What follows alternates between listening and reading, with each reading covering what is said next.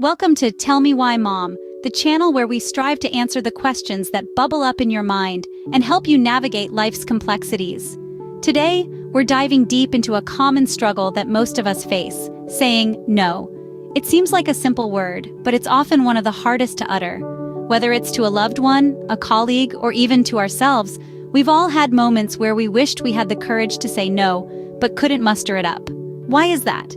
Let's explore the reasons behind our difficulty in saying no, its potential repercussions, and strategies to confidently communicate our boundaries. Why can't we say no when we should? Let's explore the reasons, its unwanted outcomes, and ways to avoid this problem. The first reason is the desire to please others. Many of us struggle to say no because we want to maintain harmony and avoid disappointing others. We may worry about damaging relationships or being seen as selfish if we refuse requests, prioritizing the happiness of others over our own. The second reason is fear of conflict or rejection. Some individuals avoid saying no to prevent potential disagreements or negative reactions from others. This fear of conflict or rejection can stem from a desire to maintain peace and avoid upsetting anyone, even at the expense of our own needs. One important psychological reason is lack of assertiveness skills. Difficulty in expressing our needs or setting boundaries can make it challenging to say no confidently. Without assertiveness skills, we may hesitate to speak up for ourselves due to self-doubt or insecurity, leading us to agree to things we would rather decline. Of course, the social reason is desire to avoid disappointment or upset. Prioritizing the feelings of others over our own, we may say yes to avoid causing disappointment or upset. This desire to maintain others' happiness can lead us to sacrifice our own well-being and ignore our own needs. Another social reason is societal expectations or cultural norms. External pressures from societal expectations or cultural norms can influence our reluctance to say no. We may feel obligated to conform to traditional roles or expectations of selflessness, even when it conflicts with our own desires and boundaries. Now let's look at the unwanted outcomes. The first one is overcommitment. Saying yes to every request can result in overcommitment and overwhelm.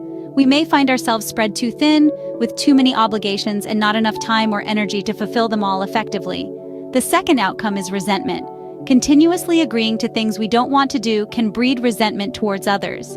This resentment may stem from feeling taken advantage of or unappreciated, leading to strained relationships and negative emotions.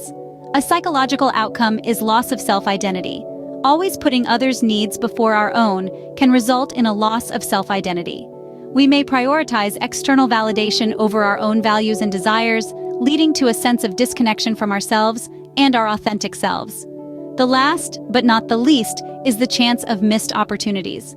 Failing to assert ourselves and say no when necessary can result in missed opportunities for personal and professional growth. By always prioritizing others' needs over our own, we may pass up chances to pursue our passions, explore new interests, or advance our careers. Let's explore this further.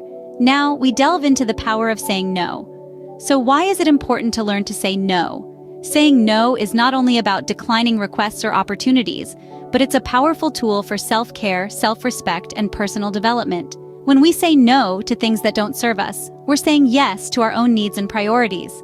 This allows us to invest our time and energy into things that truly matter to us, promoting greater satisfaction, happiness, and success in our lives. Additionally, saying no can enhance our relationships.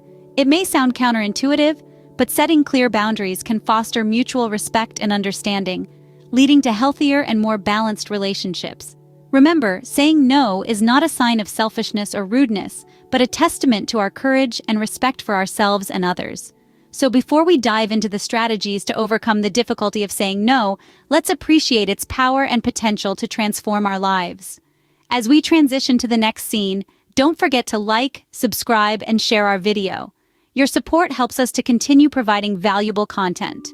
As we move forward, let's explore effective strategies to tackle the difficulty of saying no. Firstly, practice assertiveness. Assertiveness is about expressing your thoughts, feelings, and needs clearly and respectfully. Use I statements, set firm boundaries, and assert yourself confidently when saying no. Secondly, set boundaries.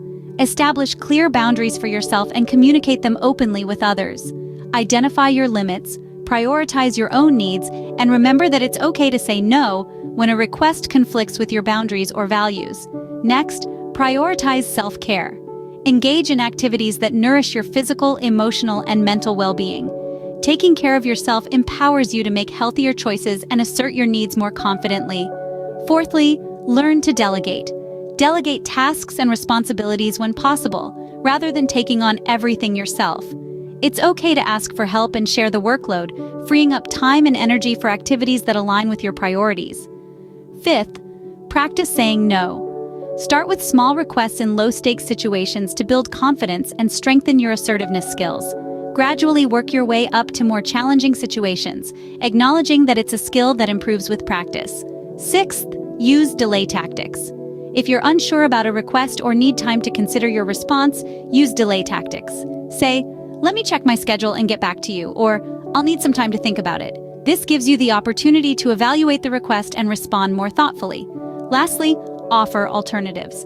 Instead of outright saying no, offer alternatives or compromises that meet both your needs and the other person's needs. This shows that you're willing to find a solution while still asserting your boundaries.